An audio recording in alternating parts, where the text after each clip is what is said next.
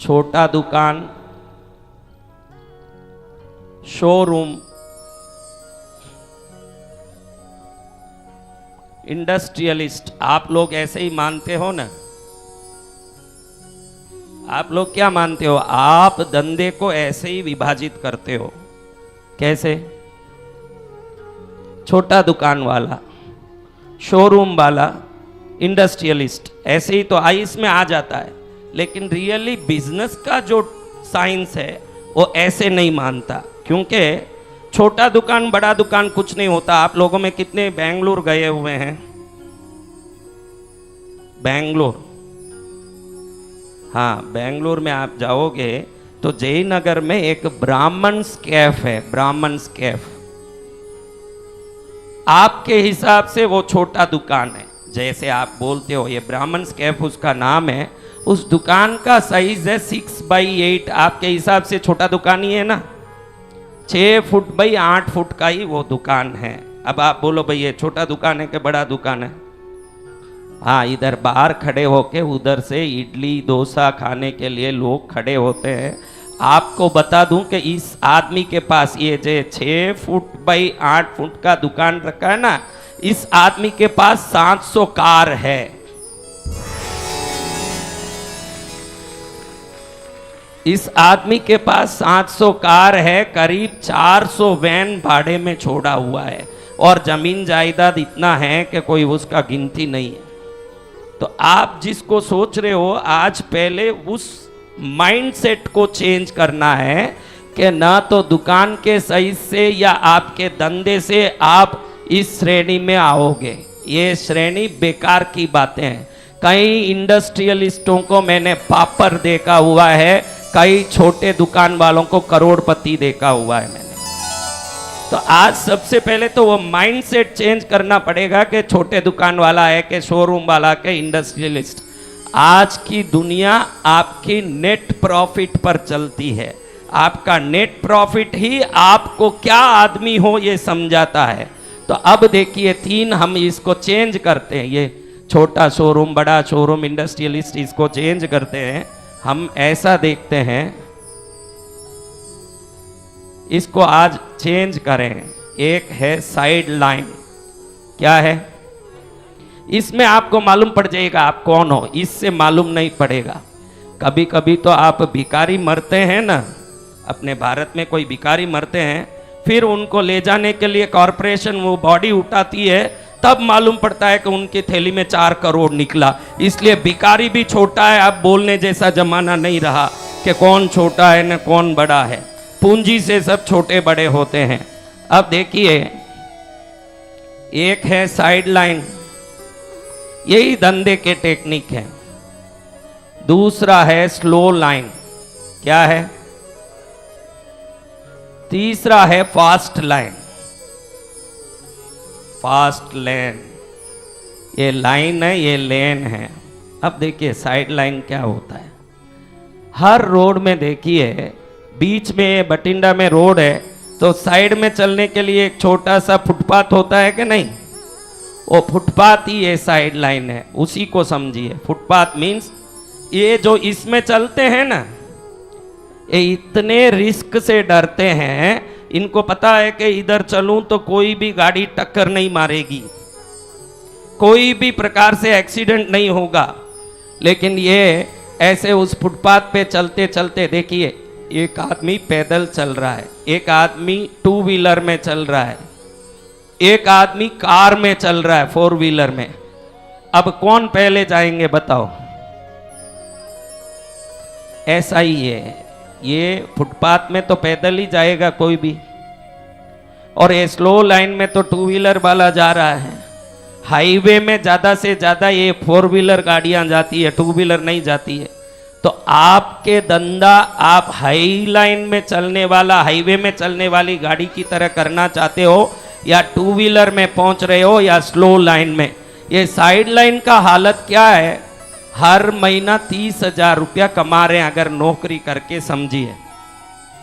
जरूर इनके 35,000 के खर्चे होंगे, मिनिमम इतना खर्चा तो होगा। और अगला पगार आने के पहले ही ये 5-10 हजार किसी से उधारी ले चुके होंगे, और उसके बाद ऐसे ही जिंदगी चलाएंगे, जिंदगी भर साइड में ही रहेंगे ये साइड लाइन वाले। अब दूसरे स्लो लाइन वाले कैसे हैं? अपने बटिंडा की गलियों में जाने वाले जैसे हैं।